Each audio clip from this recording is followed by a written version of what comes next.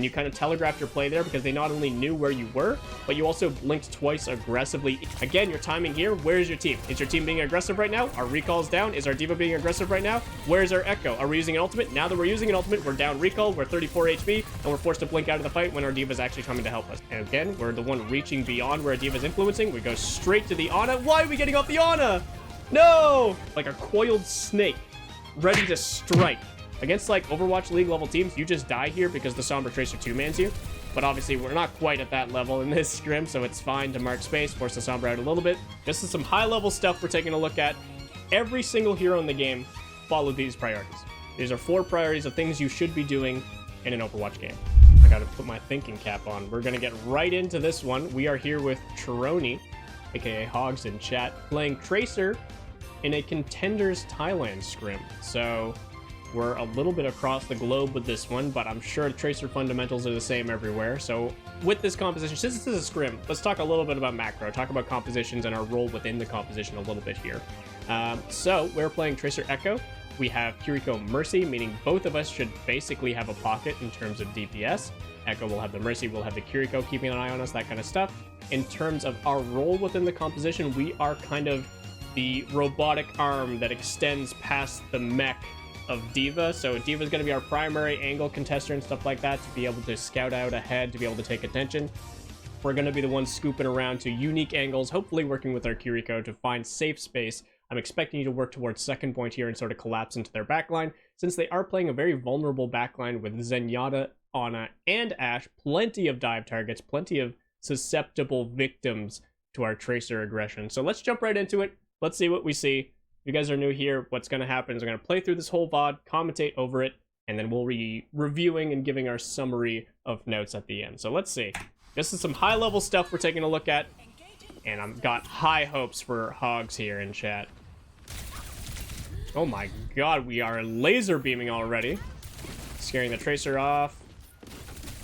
Would like to see your Kiriko here with you. This is a very easy duel. Well, once she uses the recall, it's easy enough. I don't like how fast you chase there. We already kind of won as soon as we forced the Tracer out, and then chasing her into that open space without taking note of where her DPS were, and also the fact that the Ashe was getting kills. A little bit aggressive, kind of guarantees your recall won't find that much value. Could have played that a little bit slower, played to react to anyone they might aggress with, like their ball, and then just keep their Tracer marked. Or alternatively, could have played to work more off your D.Va and time yourself on her engage instead. But that's okay. 45 seconds off the clock. Let's get back into it. Wrecking Ball is annoying, so we're going to poke him out. Keeping an eye on that Tracer. She's still watching that angle. Notice how, as Tracer, we're separating ourselves from where the rest of the team is working because we want more information and we want more control of the map, which is very good. We need to be very careful with diving this Ashe, but we get her attention. And again, like I said, we're the ones scooping around. D.Va's coming from the main angle. That sandwich means basically Ashe has nothing left to do. We end up collapsing onto a linear angle with our D.Va here, which is fine once we have an initial advantage from killing their Ashe, but we are still pretty aggressive with no recall. They still have Ball Tracer, we can't forget about that. And in these mid to late fight situations in this comp, it's very common for Tracers to look for trades and stuff like that. And if they scout it out, you don't have recall, you can become a prime target very quickly. But we close things out with a stick on the ball. They also try something with their stick and it finds nothing, so that's fine. And we're moving on to second point. Very fast first point take, well done. Again, not seeing a whole lot of synergy between you and Kiriko. She might be just sticking like Healbot Kiriko with the D.Va because she's taking a lot of poke damage. Now another hit scan member added to the roster, so very difficult to work without your Kiriko here especially. And yeah, Magnetic Grenade and Ashe headshots, both very scary for a Tracer player. I like that you're here, but again, keep in mind where your team is. If they're not able to provide pressure in terms of take attention or provide attention on the objective, something like that, then any aggressive space we get is just going to get pushed out for free, which is what we just saw there. Even if we don't die there, we burn our recall, we get forced out of position, we can just time ourselves. Don't even try to work that space until it makes sense for the rest of our team. But the Wrecking Ball dies after his mind play, so we end up on the payload here. I'm not a huge fan of being on the payload here, but we are making a play with our Valkyrie, so maybe we're just relegated to payload duty. I would love to see you getting behind that Ashe right now. Not that you need it with Echo finding that kill right away. This is not bad. Again, you could be adding so much damage to these plays. You could even blink up from where you are by jumping up on the payload and using the blink verticality. But objective pressure is ever so important as well, of course. Just little micro things we could be managing a little bit better. Our team is aggressive all over the place, and we're playing catch-up now. This is a great angle, but our Diva's out because she already used bomb, and we don't recall after we take the second dart. 75 damage, pretty strong hero. All right, we are... What's the word I want to use? A little bit hyperactive on the Tracer. In these fights, when we start hitting these mid-fights, we're going very quickly with our blinks, and we're looking very aggressively for damage, when a lot of the time, we need to be very selective in these mid-fights. You can do a lot in the mid-fight, but you still need to time yourself around mid-fight timings with your Diva, with your Kiriko, anyone else, really, with your Echo.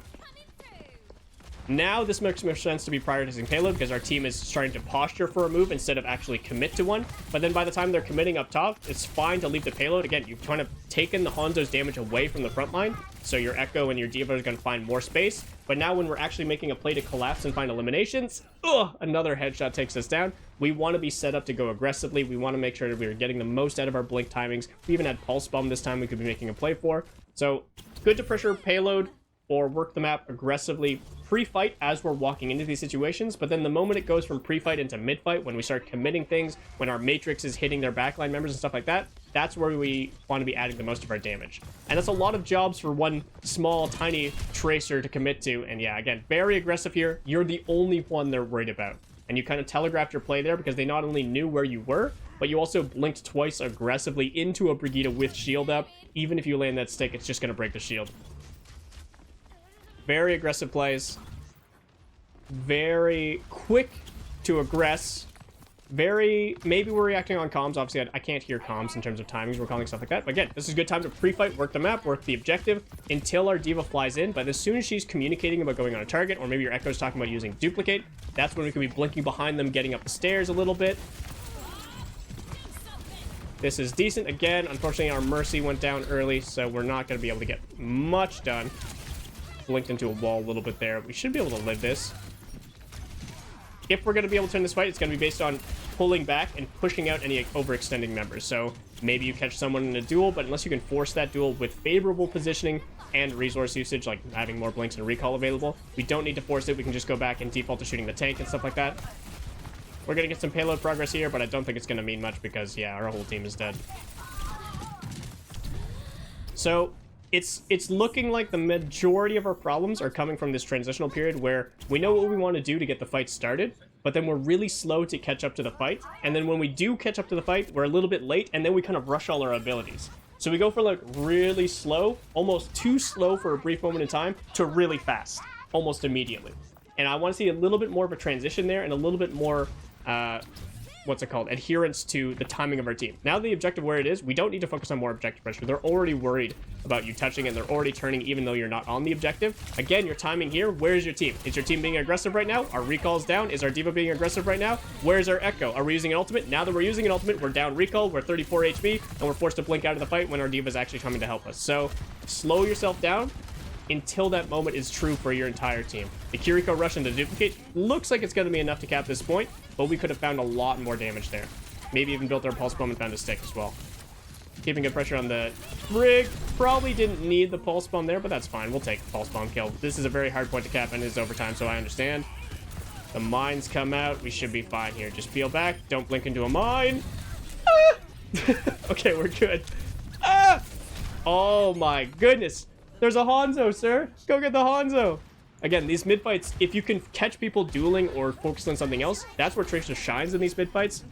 You can be on the objective, but it doesn't need to be, especially when your whole team is there. I get it at first to focus them all, but as soon as you see those arrows flying past you, that's where I want to see you switching priorities. You are the one that can reach that target. No one else can leave the objective as easily. Unfortunately, we're relegated to payload duty once again. Very fun gameplay we're witnessing right here. Whole team was screaming they couldn't touch. Yeah, people just get stressed out. That's unfortunate. Yeah, we would love to be aggressive, but again, we don't need to be aggressive right now. One, there's no map to work, so pushing the objective is the most map pressure you're going to find, other than maybe going for like a pulse play all the way in their spawn. But yeah, all we're doing is getting ready to respond. We can start working the left side a little bit now. Again, we don't need to force anything until our Diva's going in and eating all these shots from Ashe for us. But again, unfortunately, we posture a little bit aggressively, even just using the 2 blinks there to duel the Ashe even just a little bit before our Diva was going in. It looks like your team was calling to wait out the Bob, but we were not waiting out. Fine to just back up to the Mega Room there and then save for 3 blinks. The moment Bob is gone, your Diva's flying in, you're on top of the Ashe Hanzo. Our timing is just a little bit hot and cold, and a little bit hot when it should be cold, a little bit cold when it should be hot. Good setup over here. Again, this is probably the most amount of map work we're able to do. And again, we're the one reaching beyond where D.Va's influencing. We go straight to the Ana. Why are we getting off the Ana? No! Maybe because it's overtime. We thought we needed to touch or something. Hard to say. But yeah, that was a perfect opportunity. Why? The Ana was distracted and isolated. She was the only one with her. She wasn't even with her Brig. Like, sure, she gets packed, but that means Brig turns around, doesn't keep swinging on your D.Va, has to use a pack on the Ana. That's a win. In addition to that, you might be taking away healing from the front line. You might be forcing Ana to nade herself. That's a win. That's all worth your recall. But the moment we leave that and we join our D.Va, that's pushing all of our pressure into one location, which makes it a lot easier to react to from the enemy team. And if we do that before we find an advantage, before we force the nade, before we get a kill, stuff like that, then it becomes less likely that we're able to make plays in the mid fight, and it becomes less likely that we're able to overwhelm based on macro setups instead of just landing more damage on the enemy team. Decent location over here, but again, we're kind of forcing. Seeing all of them turn to you, that's almost a win in and of itself. But until you see your D.Va capitalizing on that, and your Echo capitalizing on that, maybe even your Kiriko capitalizing on that attention that you're taking, you don't get to choose to double down. You need to linger in these pre-fight locations a little bit longer, again, like you were doing on the payload, at the right time, and then when they turn to you, you focus on staying in a strong position to execute. And then when the time to execute comes, not from your own options, but from what your team is providing to you, then you burst into those moments. I hope that makes sense. That sounds a little complicated, but again, let's use this location as an example while we're just in between rounds here. It's good that you're providing pressure over here. This stops them from doing what they want to be doing, which is poking at your tank and securing objective pressure, and forces them to turn to you. That's the small victory there. Let me fly back over there. That's the small victory, is taking their attention. What taking their attention does is open the door down main, because, hey, I'm no longer taking damage. The enemy team is starting to split their pressure. Maybe we find some good sticky bombs. We land a Kiriko headshot, and then we can fly into them as D.Va and execute. That's when you want to be lingering around here, maybe around the corner, because you've already taken that attention. You're staring like a coiled snake, ready to strike at the enemy backline, but you're not the one who allows that to happen. And if you try to force these plays, you're just going to go toe-to-toe against players who have more resources than you, who are going to force all your cooldowns before you get to make a play, and are basically going to limit your availability to play with your team. This happened a little bit over here as well, not because of anything forcing you out, but because your attention was split. If you focus too much on one thing, you don't actually get anything done, you don't find an advantage, you end up back on the payload. We may as well be playing something like Reaper, you know? We may as well be playing something with less playmaking potential and just be doing more damage if we're going to be stacking our threats like this. So two separate problems, kind of the same mindset of we're giving up too much early, either because we are taking too much attention and not respecting it, or because we are prioritizing the wrong things at the wrong time, and that's leading to less playmaking potential later on in the fight. Alright, we're setting up on defense here, same comp. We're holding the same Tracer spot as the enemy here. Of course, this is good information. No one else in your team can realistically hold here safely without giving up either poke damage or a lot of space instantly. We hear some footsteps. We see a Junker Queen. That's a little scary. This is a very risky position. Just back up the statue if you're not sure you can hold there. Unless our team's like holding that choke there, no need to LOS that front line. If they weren't on Widowmaker, they were on like Ashe or Cassidy or something like that, then you might just die. Fine to give up this early space. We're mainly here for information. Little bit of poke pressure. The Sombra disappears in front of us. The Vanishing Act. Oh, forcing recall here. That's what we're worried about, right? We don't care about giving up space. We care about burning through resources, which then snowballs into giving up all the space. We can give up a little space or a blink or two, but if we force major resources, it becomes a lot harder. And again, see how we end up stacked? Because we have to be here to be safe. Even though we've got our recall back, our playmaking potential goes down into the ground, because now we're only able to focus on the targets in front of us instead of being able to change up our position and find juicy targets that aren't going to know where we're coming from.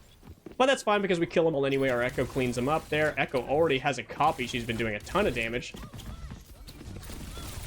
Nice. I was about to say you're shooting air a little bit, but that Tracer was just moving well. That's not your fault. We do finish off the kill, and we go back to setup. Again, because we're on D.Va Echo here, we're not like Winston Sombra, right? We're not like hard engaging into this. Even just seeing it from our position here, we need to let them in a little bit. So a little bit worrisome here. Against like Overwatch League level teams, you just die here because the Sombra Tracer 2-mans you. But obviously we're not quite at that level in this scrim, so it's fine to mark space, force the Sombra out a little bit. What you're doing here is very aggressive, and I would say you need one other person with you, either your D.Va diving this location, which would enable this aggression, or your Kiriko here stabilizing for you. Because again, if you get hacked, if you get turned on by more than one member, you get rocked, brig stun, stuff like that, it forces your recall, you don't get to mark anything, nice stick on the brig, and then we just give up space for free, and then they engage for free. But that doesn't happen because they take way too long moving out of their location, and it didn't look like their EMP had much follow-up at all, so we will absolutely keep holding here, even though our Kiriko goes down. With this huge advantage in terms of kills and stuff like that, we can absolutely stack. Now it makes sense to stack with your team. We don't need to find as many unique angles when we already have kills going in our favor and stuff like that. But until that moment happens, we need to make sure we're doing everything within our possible control to not give up unnecessary space and force ourselves to play like that when we don't want to. Dueling this Tracer comes to mind as an example. Again, we can turn this into a 2v1 just calling for a Kiriko. Have Kiriko TP and maybe she lands a lucky headshot and Tracer just dies. As it turns out, the enemy Tracer is doing the exact same thing and lingering for way too long instead of regrouping with her team. Now she's out of recall. She's out of resources. Oh my god, she hits the blink melee though. We had recall there and we had our Kiriko. Not afraid of recalling there at all if it means we're going to kill the Tracer. Our team should hopefully hold off of that. We've got the ults to hold. We copy the Sigma. We should be very easily holding us now that we got the Zen out of the way as well. But they're committing Sig Flux. Questionable decision. It gets our copy out, unless they kill the Echo, though. Oh, okay. That's unfortunate. I like the position you were holding, but maybe blinking into the open space, into the edge. Maybe let her round the corner first, and you just keep marking that space, mixing up your movement. But that's looking like they will cap first point after that. Hey, man, I didn't really think that Flux was going to find value at all, but what do you know? After their Zen with Trance went down, too. Crazy. I like that you were trying to mark that space. Sometimes you just get headshot.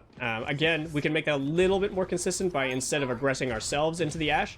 If we are going to aggress onto it, outplay her LOS, like blink past her where she's hard scoping, blink behind her, get her the 180, or make her walk into a new location, make her more exposed, just even by a little bit. Ooh, did that stick? It sounded like it stuck, but I didn't see the pop-up, but nice job. And yeah, stopping the objective progress here. Again, now that we have these huge advantages, we can kind of do whatever. Now, since we still have recall, we can freely burn recall if we need to, because we're going to be set up no matter what for the next fight. But yeah, we even save recall, we stay a little bit safe, and we're able to spawn hold a little bit. Since they have Zen, this is very good as well, because it's very hard for Zen to find value if he's not able to find a meaningful angle. We are forcing so much aggression, though. Mark your space. It's their job to push into you. You're playing against the clock. You're not in a Tracer 1v1 lobby here. We do not need to be taking these duels so aggressively. Slow it down. Pump the brakes a little bit there. Let them expose themselves. Even if it's as small as like making the Tracer blink around the corner, that means you're one blink up in the duel. Even if it's as small as making the enemy team split themselves a little bit because they're trying to push one way with Sigma and you're holding an off angle that Sigma can't contest, that's a little bit of an advantage that you can leverage. Again, sometimes we just get headshot. That's nice shooting from the Ashe. Not much to say there. We get the res, thankfully, and we come back to mark the point. Probably didn't need to burn all three blinks getting here. Could have moved safer through the little canteen area here in the middle of the map and just saved 1 or 2 blinks so that we can actually outduel the Tracer on cart, not just get there. But we managed to do both, as it turns out, throughout the fight. I'm going to say we're mainly winning this because the enemy team just had no positioning, and they're not really getting value out of their Zen's position at all. But yeah, I can't really see what our team is doing. We're doing a good job marking space on the objective. We won that Tracer duel.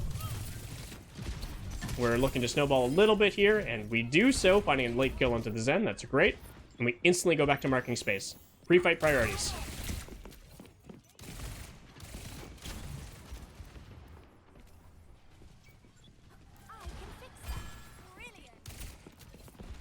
Again, the space is okay to be marking, but just stay a step behind. Stay in natural cover. Make them guess about where exactly you're holding rather than showing them.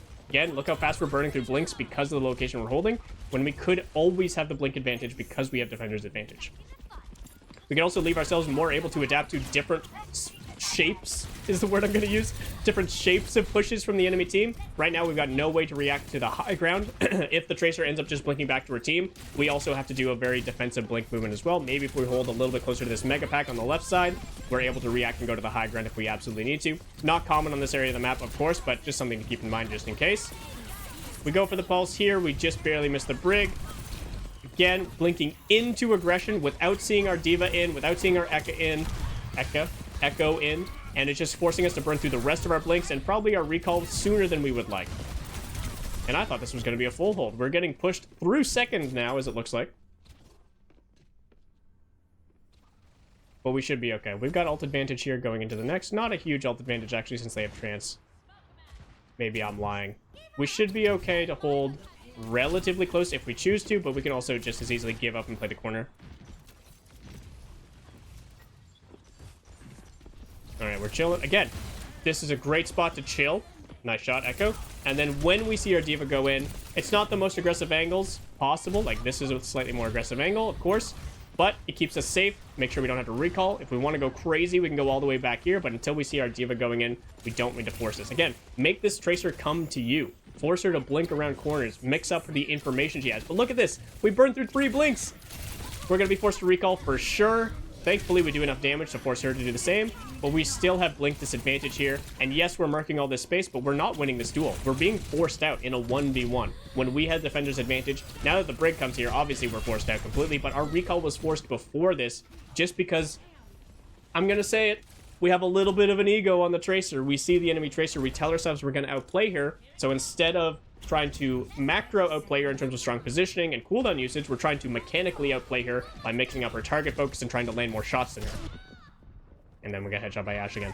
Unfortunate. Again, we're going a little bit ahead of the pack here, and again, there's not really any space to control here, so just hold yourself back, be ready to explode with as many cooldowns as possible, let your team lead yourself in, unless you need to touch the objective or something, like maybe we do here. Oh my goodness, 0.01 meters, and we dare it down again. Again, better blink management, better recalling on reaction here when we absolutely need to. I know you probably felt like you had to touch the objective there, but oh my goodness, what a map. We're going to call that a draw, I guess, technically, but probably a win in the scrim book. We should have won this map wholeheartedly. Actually, no. Did we not full cap? Yeah, they won this map. Damn. So, there's a lot of things I want to talk about here. The main thing is reading the different stages of the fight as you're going through them and reacting more to your teammates' pressure instead of finding your own pressure every single time.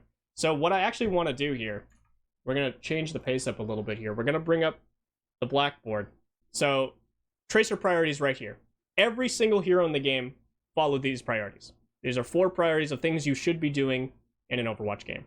You should be playing to survive. That's your #1 priority at all times. So if you're just going in 24/7 and dying on cooldown, that's not a good look. So you don't want to do that.